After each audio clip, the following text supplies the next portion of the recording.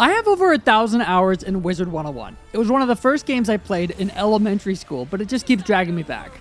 After sinking in a couple hundred hours this month, I thought to myself, wait, what if there's more than this? In this video, I'll be comparing the UI, voice acting, character models, map navigation, and combat to Final Fantasy XIV. And so, I spawned in Limsa Lominsa. How do you say that? And so, I spawned in Limsa Lominsa. My first impression of the game was wondering why the dialogue and UI was so small, so a lot of my first hour was reading menus and guides that pop up constantly. The next thing that stood out to me was the way the camera moved when I was trying to Wazda. It was super disorienting, so I tried legacy type movement, but it was still too much camera movement, and then I found the magic button, disable camera pivot. Mwah, beautiful. I'll probably change this later, but this was way more comfortable for my walking around and looking at things for sure. Off we go! Again. Several minutes of lore later, I did it. Quest complete. Yes, I did my first quest. Talk to an NPC. Yeah. Tutorial done. Wow, that audio is so good. Then I discovered the map. There's an insane amount of stuff on the map, so I quickly shelved that discovery for the time being and put it away.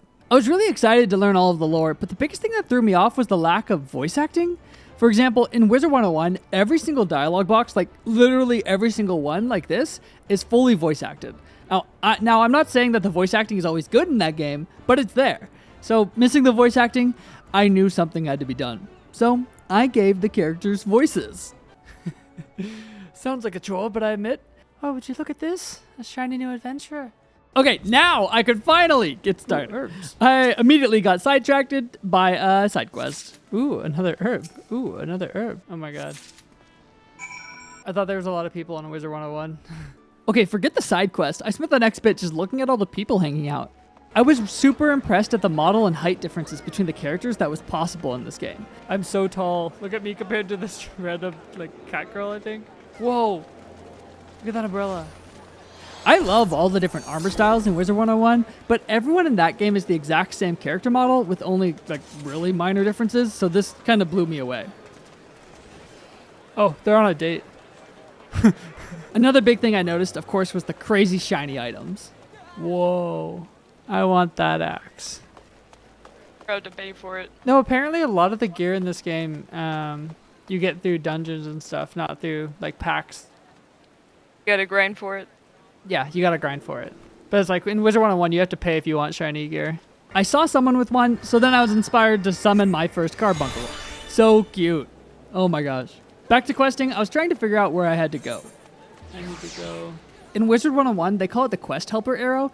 It basically makes the map feature in that game obsolete. There's no big arrow pointing me where I need to go. You gotta use your brain. So I enjoyed having to actually explore the city to find where I needed to go and orient myself on the map.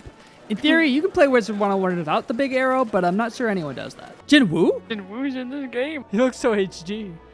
I'm in the Arcanist Guild, so I can be a wizard in this game. It's kind of interesting that this game starts you by giving you a ton of dialogue boxes and not gameplay. Again, don't get me wrong, I love learning all the lore, but I fear I may not remember it all. So getting back on track, I tried to actually turn in that quest I got earlier, but I kept getting distracted by everything. Summoning bell. I have a gift? Whoa.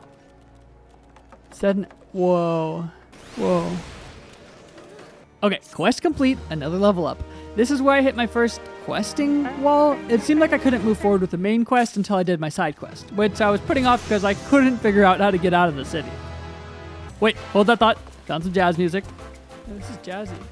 I actually couldn't find the dance emote, but I saw some had slashes, so I just typed /dance in the chat. Success. Yay. I can dance to the jazz. Oh, that's it. Dance again. This is really pretty. Yeah, the art fidelity is slightly higher than Wizard101. The art style just has more detail. And now, 40 minutes later, it's time for my first combat. Right-click a target to switch. I read all of the abilities, but it still felt like there was some meta knowledge I was missing, like for how the combat was meant to work or how they work together. So I can make my pet take my damage? Go do something, Carbuncle.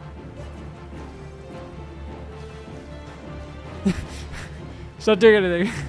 Okay, I'm a little bit embarrassed to admit, I spent a lot of time trying to make Carbuncle do a Pokemon style attack to the other creatures.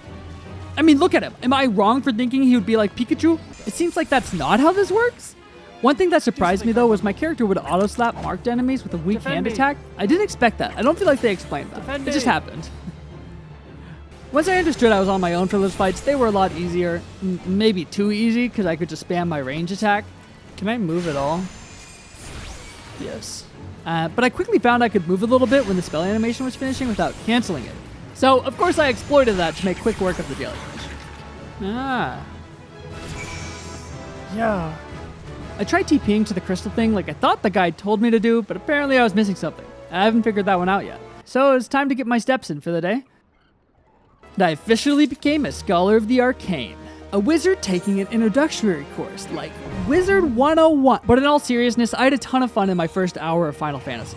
While I only have like 5 minutes of combat experience after that, so far, the turn-based deck-building strategy of Wizard101 still is a little bit better for me, but the RPG elements in Final Fantasy look so much stronger. The character customization and life in the world really seems to shine. So I'll definitely be playing more of this. I can't wait to try out all the jobs and hobbies in the game. Does this game have good fishing? Because Wizard101 had fishing, but that was not good. Anyways, I'll see you next time.